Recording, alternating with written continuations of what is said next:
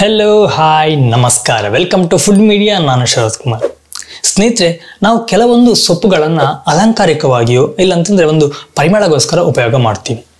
ಹೆಚ್ಚಾಗಿ ಸಾರುಗಳಲ್ಲಿ ಇಲ್ಲಾಂದರೆ ಈ ಸಲಾಡ್ಗಳಲ್ಲೆಲ್ಲ ನಾವು ಅದನ್ನು ಉಪಯೋಗ ಮಾಡ್ತೀವಿ. ಆದರೆ ಅಲಂಕಾರಿಕವಾಗಿಯೋ ಅಥವಾ ಪರಿಮಳಕ್ಕಾಗಿ ಯೂಸ್ ಮಾಡಿದಂತಹ ಸೊಪ್ಪನ್ನು ನಾವು ಸೇವನೆ ಮಾಡೋದಿಲ್ಲ. ಅದನ್ನು ತೆಗೆದು ಸೈಡಲ್ಲಿ ಹಾಕಿ ನಾವು ಉಳಿದಿರುವಂತಹ ಪದಾರ್ಥಗಳನ್ನು ತಿಂತೀವಿ.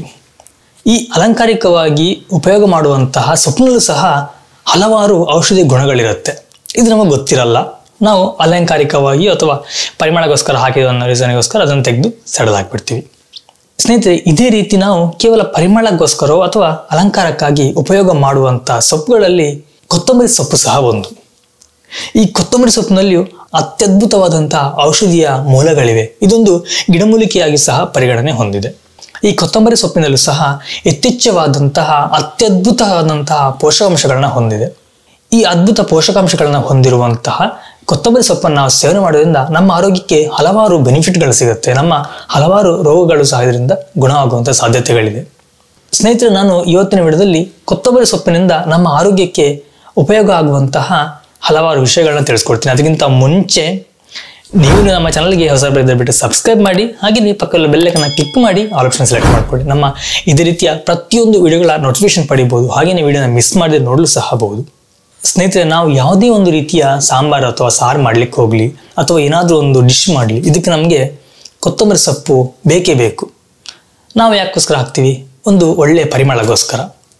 ಇದು ಪರಿಮಳವನ್ನು ಕೊಡುತ್ತೆ, ಅದ್ರ ಜೊತೆ ನಮ್ಮ ಆರೋಗ್ಯಕ್ಕೆ ಹಲವಾರು ಲಾಭಗಳನ್ನು ಸಹ ಮಾಡಿಕೊಡುತ್ತೆ. ಬನ್ನಿ ಸ್ನೇಹಿತರೆ, ನಾವು ಒಂದೊಂದಾಗಿ ಇದರಿಂದ ನಮ್ಮ ಆರೋಗ್ಯಕ್ಕೆ ಲಾಭಗಳನ್ನ ನೋಡ್ಕೊಂಡ್ ಬರೋಣ. ತಾಜಾ ಕೊತ್ತಂಬರಿ ಸೊಪ್ಪಿನಲ್ಲಿ ವಿಟಮಿನ್ ಸಿ, ವಿಟಮಿನ್ ಎ, ಆಂಟಿ ಆಕ್ಸಿಡೆಂಟ್ಗಳು ಮತ್ತು ರಂಜಕದಂತಹ ಖನಿಜಗಳು ಯಥೇಚ್ಛವಾಗಿರುತ್ತವೆ. ಇವು ಕಣ್ಣುಗಳಿಗೆ ಉಂಟಾಗುವಂಥ ವಯೋಸಹಜ ಬೇನೆಗಳು ಹಾಗೆಯೇ ಒತ್ತಡದಿಂದ ಕಣ್ಣುಗಳಿಗೆ ಆದಂತಹ ಆಯಾಸವನ್ನು ಪರಿಹರಿಸಲಿಕ್ಕೆ ನೆರವಾಗುತ್ತೆ. ಸ್ವಲ್ಪ ಕೊತ್ತಂಬರಿ ಸೊಪ್ಪನ್ನು ಜಜ್ಜಿ ಅದನ್ನು ನೀರಿನಲ್ಲಿ ಬೇಯಿಸಿ ನಂತರ ಆ ನೀರನ್ನು ಸ್ವಚ್ಛವಾಗಿರುವಂತಹ ಬಟ್ಟೆಯ ಮೇಲೆ ಸುರಿದುಕೊಳ್ಳಿ. ಹೀಗೆ ಸುರಿದುಕೊಂಡ ಬಟ್ಟೆಯಿಂದ ನಿಮ್ಮ ಕಣ್ಣಿಗೆ ಕೆಲವು ಹನಿಗಳನ್ನು ಬಿಡಿ.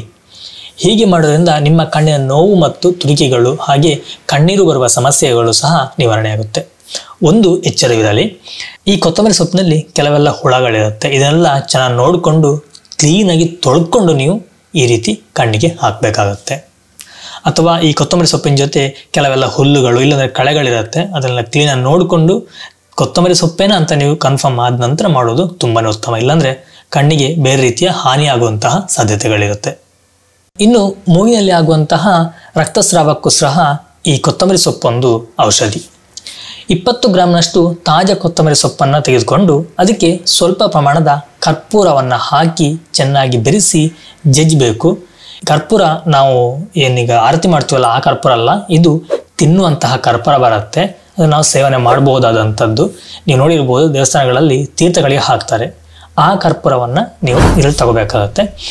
ಇವೆರಡರ ಮಿಶ್ರಣವನ್ನು ತೆಗೆದುಕೊಂಡು ಅದರ ರಸವನ್ನು ಮೂಗಿನ ಹೊಳ್ಳೆಗಳಿಗೆ ಹಿಂಡಬೇಕು. ಹೀಗೆ ಹಿಂಡೋದ್ರಿಂದ ಮೂಗಿನಿಂದ ಆಗುವಂತಹ ರಕ್ತಸ್ರಾವ ತಕ್ಷಣಕ್ಕೆ ನಿಲ್ಲುತ್ತೆ. ಇಲ್ಲದಿದ್ದರೆ ಈ ಮಿಶ್ರಣವನ್ನು ನಿಮ್ಮ ಹಣೆಗೆ ಸಹ ಹಚ್ಕೋಬಹುದು, ಆಗಲೂ ಸಹ ಮೂಗಿನಲ್ಲಿ ಬರುವಂಥ ರಕ್ತಸ್ರಾವ ನಿಲ್ಲುತ್ತೆ. ಇದರ ಜೊತೆಗೆ ತಾಜಾ ಕೊತ್ತಂಬರಿ ಸೊಪ್ಪಿನ ವಾಸನೆಯನ್ನು ಸೇವಿಸುವುದು ಸಹ ಈ ಸಮಸ್ಯೆಗೆ ಒಂದು ಪರಿಹಾರವಾಗಿದೆ. ತಾಜಾ ಕೊತ್ತಂಬರಿ ಸೊಪ್ಪಿನಲ್ಲಿ ಬೂಷ್ಟು ನಿರೋಧಕ, ನಂಜು ನಿರೋಧಕ, ನಂಜು ನಿವಾರಕ ಮತ್ತು ಕೊಳೆ ನಿರೋಧಕ ಗುಣಗಳು ಇರೋದರಿಂದ ಇವು ಹಲವಾರು ಚರ್ಮ ವ್ಯಾಧಿಗಳನ್ನು ಗುಣಪಡಿಸುತ್ತೆ. ಈ ಸಮಸ್ಯೆಗಳಿಗೆ ನೀವು ಕೊತ್ತಂಬರಿ ರಸವನ್ನು ಸೇವಿಸಿ ಅಥವಾ ಅದರ ಪೇಸ್ಟನ್ನು ಚರ್ಮಕ್ಕೆ ಲೇಪಿಸಿ. ತುರಿಕೆ, ಕಜ್ಜಿ, ಹುಳಕಾಟಕ್ಕೆ ತಾಜಾ ಕೊತ್ತಂಬರಿ ಸೊಪ್ಪಿನ ರಸವನ್ನು ಮತ್ತು ಜೇನುತುಪ್ಪವನ್ನು ಸೇರಿಸಿ ಪೇಸ್ಟ್ ತಯಾರಿಸಿ ಅದನ್ನು ಸಮಸ್ಯೆ ಇರುವಂತಹ ಭಾಗಕ್ಕೆ ಲೇಪನ ಮಾಡಿ 15 ನಿಮಿಷಗಳು ಬಿಟ್ಟು ಆ ಭಾಗವನ್ನು ತಣ್ಣೀರಿನಿಂದ ಚೆನ್ನಾಗಿ ತೊಳೆಯೋದರಿಂದ ಹಲವಾರು ಚರ್ಮ ವ್ಯಾಧಿಗಳು ಹಾಗೆಯೇ ತುರಿಕೆ, ಕಜ್ಜಿ, ಹುಳಕಾಟಕ್ಕೂ ಸಹ ಇದೊಂದು ಪರಿಹಾರವಾಗಿ ಪರಿಣಮಿಸುತ್ತೆ. ಗರ್ಭಿಣಿಯಾದ ಹೊಸರಲ್ಲಿ ಕೆಲವರಿಗೆ ವಾಂತಿ ಆಗುವಂಥದ್ದು ಇಲ್ಲಂತಂದರೆ ನಾಸಿಯದ ಸಮಸ್ಯೆ ಅಧಿಕವಾಗಿ ಕಾಣುತ್ತೆ. ಇದಕ್ಕಾಗಿ 1 ಕಪ್ ಕೊತ್ತಂಬರಿ ಸೊಪ್ಪು ಮತ್ತು 1 ಕಪ್ ಸಕ್ಕರೆ ಹಾಗೂ ನೀರನ್ನು ಸೇರಿಸಿ ಚೆನ್ನಾಗಿ ಕುದಿಸಿ ಆರಿಸಿದ ನಂತರ ಅದನ್ನು ಸೇವನೆ ಮಾಡೋದರಿಂದ ವಾಂತಿಯಿಂದ ಉಪಶಮನ ಪಡೆಯಬಹುದು. ಕೊತ್ತಂಬರಿ ಸೊಪ್ಪಿನಲ್ಲಿ ಯಥೇಚ್ಛವಾದ ಆಂಟಿ ಆಕ್ಸಿಡೆಂಟ್ಗಳು, ಆಂಟಿ ಮೈಕ್ರೋಬಿಯಲ್ ಹಾಗೆ ಆಂಟಿ ಇನ್ಫೆಕ್ಷಸ್ ಅಂಶಗಳು ಹಾಗೂ ಆಮ್ಲಗಳು ಯಥೇಚ್ಛ ಪ್ರಮಾಣದಲ್ಲಿವೆ. ಇದರ ಜೊತೆಗೆ ಕೊತ್ತಂಬರಿ ಸೊಪ್ಪಿನಲ್ಲಿರುವಂತಹ ಕಬ್ಬಿಣ ಮತ್ತು ವಿಟಮಿನ್ ಸಿಗಳು ಸಹ ದೇಹದ ರೋಗ ನಿರೋಧಕ ಶಕ್ತಿಯನ್ನು ಹೆಚ್ಚಿಸಲಿಕ್ಕೆ ನೆರವಾಗುತ್ತೆ. ಇವುಗಳು ಸಿಡಿಬಿನ ಮೇಲೂ ಸಹ ಪರಿಣಾಮವನ್ನು ಬೀರಿ ಅದರ ನೋವನ್ನು ಉಪಶಮನಗೊಳಿಸಲಿಕ್ಕೆ ಸಹಕಾರಿಯಾಗುತ್ತೆ. ತಾಜಾ ಕೊತ್ತಂಬರಿ ಸೊಪ್ಪಿನ ಸೇವನೆಯಿಂದ ಬಾಯಿ ಹುಣ್ಣನ್ನು ಸಹ ನಿವಾರಣೆ ಮಾಡ್ಕೋಬಹುದು.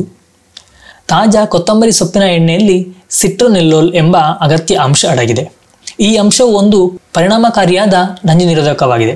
ಇದರ ಜೊತೆಗೆ ಇದು ಆಂಟಿ ಮೈಕ್ರೋಬಿಯಲ್ ಮತ್ತು ಬಾಯಿ ಹುಣ್ಣಿನಿಂದ ಆಗುವಂತಹ ನೋವನ್ನು ನಿವಾರಿಸುವ ಅಂಶವನ್ನು ಸಹ ಹೊಂದಿದೆ. ಜೊತೆಗೆ ಬಾಯಿ ಹುಣ್ಣನ್ನು ಸಹ ತುಂಬ ಬೇಗನೆ ಗುಣವಾಗಲಿಕ್ಕೂ ಸಹ ಸಹಕಾರಿಯಾಗಿದೆ. ಇದರ ಜೊತೆಗೆ ಬಾಯಿ ದುರ್ವಾಸನೆಯನ್ನು ಸಹ ತೊಲಗಿಸಬಹುದು. ಈ ಕೊತ್ತಂಬರಿ ಸೊಪ್ಪು ಕೊಲೆಸ್ಟ್ರಾಲ್ ಮಟ್ಟವನ್ನು ಸಹ ನಿಯಂತ್ರಿಸುತ್ತೆ. ತಾಜಾ ಕೊತ್ತಂಬರಿ ಸೊಪ್ಪಿನಲ್ಲಿ ಒಲಿಕ್ ಆಮ್ಲ, ಲಿನೋಲಿಕ್ ಆಮ್ಲ, ಸ್ಟಿಯರಿಕ್ ಆಮ್ಲ, ಫಲ್ಮಿಟಿಕ್ ಆಮ್ಲ ಮತ್ತು ವಿಟಮಿನ್ ಸಿಗಳು ಸಮೃದ್ಧವಾಗಿದೆ. ಇವುಗಳು ರಕ್ತದಲ್ಲಿರುವಂತಹ ಕೊಲೆಸ್ಟ್ರಾಲ್ ಅನ್ನು ನಿಯಂತ್ರಣದಲ್ಲಿಕ್ಕೆ ಪ್ರಯೋಜನಕಾರಿಯಾಗಿದೆ. ಇದರ ಜೊತೆಗೆ ಈ ಅಂಶಗಳು ಹೃದಯದಲ್ಲಿರುವಂತಹ ಅಭಿಧಮನಿಗಳು ಮತ್ತು ಅಪಧಮನಿಗಳ ನಾಳದಲ್ಲಿ ಅಸ್ತವ್ಯಸ್ತವಾಗಿ ಅಡಗಿರುವ ಕೊಲೆಸ್ಟ್ರಾಲ್ ಅನ್ನು ಕಡಿಮೆ ಮಾಡಿ ಹೃದಯಘಾತದಂತಹ ಅಪಾಯವನ್ನು ಸಹ ಕಡಿಮೆ ಮಾಡುತ್ತೆ. ನೋಡಿ, ನಮಗೆ ಗೊತ್ತಿಲ್ಲದೇನು ನಮ್ಮ ಹೃದಯವನ್ನು ಸಹ ಈ ಕೊತ್ತಂಬರಿ ಸೊಪ್ಪು ಕಾಪಾಡ್ತಾ ಇದೆ. ಕೊತ್ತಂಬರಿ ಸೊಪ್ಪಿನ ಸೇವನೆಯಿಂದ ಜೀರ್ಣಕ್ರಿಯೆಯನ್ನು ಹೆಚ್ಚಿಸ್ಕೋಬಹುದು. ಈ ಕೊತ್ತಂಬರಿ ಸೊಪ್ಪಿನಲ್ಲಿ ಅಗತ್ಯವಾದಂಥ ಎಣ್ಣೆ ಅಂಶ ಇದೆ, ಹಾಗೆಯೇ ಸಮೃದ್ಧ ಸುವಾಸನೆ ಸಹ ಇದೆ. ಇವುಗಳು ಅಪೆಟೈಸರ್ನಂತೆ ವರ್ತಿಸಿ ಜಠರದಲ್ಲಿರುವ ಕಿಣ್ವಗಳನ್ನು ಮತ್ತು ಜೀರ್ಣಕ ರಸಗಳನ್ನು ಉದ್ದೀಪನಗೊಳಿಸಿ ಪಚನ ಕ್ರಿಯೆಯನ್ನು ಸುಗಮಗೊಳಿಸುತ್ತೆ. ಇದರಿಂದಾಗಿ ಜೀರ್ಣಕ್ರಿಯೆಯು ಸರಾಗವಾಗಿ ನೆರವೇರಲಿಕ್ಕೆ ಸಹಕಾರಿಯಾಗಿದೆ. ಇದರ ಜೊತೆ ಕೊತ್ತಂಬರಿ ಸೊಪ್ಪು ಅನರೆಕ್ಸಿಯವನ್ನು ಸಹ ನಿವಾರಿಸಲಿಕ್ಕೆ ನೆರವಾಗುತ್ತೆ. ಅನರೆಕ್ಸಿಯ ಅಂದರೆ ಕೆಲವರಿಗೆ ಊಟ ಮಾಡಲಿಕ್ಕೆ ಭಯ ಇರುತ್ತೆ. ಈ ಊಟ ಮಾಡಲಿಕ್ಕೆ ಯಾರಿಗೆ ಭಯವಿರುತ್ತೋ ಅಂಥವರಿಗೂ ಸಹ ಈ ಕೊತ್ತಂಬರಿ ಸೊಪ್ಪು ಒಂದು ಒಳ್ಳೆಯ ಔಷಧಿ ಅಂತಲೇ ಹೇಳ್ಬೋದು. ನೋಡಿ ಸ್ನೇಹಿತರೆ, ನಾವು ಕೆಲವೊಂದು ಡಿಶ್ಗಳಲ್ಲಿ ಕೊತ್ತಂಬರಿ ಸೊಪ್ಪನ್ನು ಯೂಸ್ ಮಾಡ್ತೀವಿ.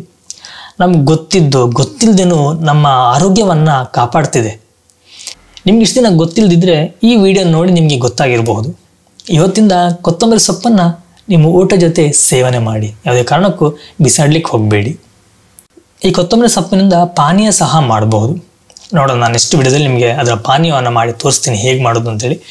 ನಾನು ಏನೀಗ ನಿಮ್ಗೆ ಇಲ್ಲಿ ಬೆನಿಫಿಟ್ಗಳು ಹೇಳಿದ್ನು, ಇದೆಲ್ಲ ಬೆನಿಫಿಟ್ಗಳು ಆ ಪಾನೀಯದಲ್ಲೂ ಸಿಗುತ್ತೆ. ಪ್ಲಸ್ ಕೆಲವೊಂದು ಎಕ್ಸ್ಟ್ರಾ ಬೆನಿಫಿಟ್ಗಳು ಸಹ ಅದರಲ್ಲಿ ಇದೆ.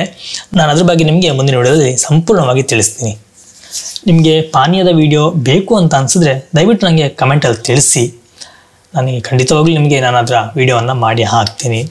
ಹಾಗೆಯೇ ನೀವು ಪ್ರತಿಯೊಂದು ವಿಡಿಯೋಗಳಿಗೆ ಲೈಕ್ ಕೊಡಿ, ಹಾಗೆಯೇ ಕಮೆಂಟ್ಗಳನ್ನ ಹಾಕಿ. ನಿಮ್ಗೆ ಏನು ಅನಿಸುತ್ತೋ ಆ ಕಮೆಂಟ್ ಹಾಕಿ. ನಿಮಗೆ ಯೂಸ್ಫುಲ್ ಆಗಿದ್ದರೆ ಒಂದು ಥ್ಯಾಂಕ್ಸ್ ಅಂತನೋ ಅಥವಾ ಚೆನ್ನಾಗಿದೆ ಅಂತನೋ ಏನೋ ನೀವೊಂದು ಅಪ್ರಿಷಿಯೇಟ್ ಮಾಡಿದ್ರೆ ನಮಗೂ ವಿಡಿಯೋಗಳನ್ನ ಮಾಡಲಿಕ್ಕೆ ಒಂದು ಎನ್ಕರೇಜ್ ಸಿಗುತ್ತೆ. ಇನ್ನು ಹೆಚ್ಚಿನ ವಿಡಿಯೋಗಳನ್ನ ಮಾಡಲಿಕ್ಕೆ ಒಂದು ಉತ್ತೇಜನ ಸಿಗುತ್ತೆ. ಸ್ನೇಹಿತರೆ, ನೋಡಿದ್ರಲ್ಲ, ಇದಿಷ್ಟು ಕೊತ್ತಂಬರಿ ಸೊಪ್ಪಿನ ಅದ್ಭುತ ಲಾಭಗಳಾಗಿತ್ತು. ಒಂದು ವೇಳೆ ನೀವು ಕೊತ್ತಂಬರಿ ಸೊಪ್ಪನ್ನ ಉಪಯೋಗ ಮಾಡ್ತಾ ಇಲ್ಲ ಅಂತಂದರೆ ಇವತ್ತಿಂದ ಖಂಡಿತವಾಗಿ ನೀವು ಉಪಯೋಗ ಮಾಡಿ. ಒಂದು ವೇಳೆ ನೀವು ಉಪಯೋಗ ಮಾಡ್ತಾ ಇದ್ದು ಅದನ್ನು ತಿನ್ನುವಾಗ ಸೈಡ್ ಎತ್ತಿಡಬೇಡಿ, ಅದನ್ನು ಸೇವನೆ ಮಾಡಿ. ಇದರ ಸೇವನೆಯಿಂದ ಇಷ್ಟೆಲ್ಲ ಬೆನಿಫಿಟ್ ಇದೆ ಅಂತ ನಿಮಗೆ ಗೊತ್ತಾಗಿದೆ. ಎನಿವೇ ಸ್ನೇಹಿತರೆ, ನಾನು ನಿಮಗೆ ಮುಂದಿನ ವಿಡಿಯೋದಲ್ಲಿ ಸಿಗ್ತೀನಿ ಒಂದೊಳ್ಳೆ ರೆಸಿಪಿ ಅಥವಾ ಒಂದೊಳ್ಳೆ ಗಿಡಮೂಲಿಕೆ ಅಥವಾ ಒಂದೊಳ್ಳೆ ಇನ್ಫಾರ್ಮೇಷನ್ ಜೊತೆ. ಥ್ಯಾಂಕ್ ಯು, ಬಾಯ್, ನಮಸ್ಕಾರ.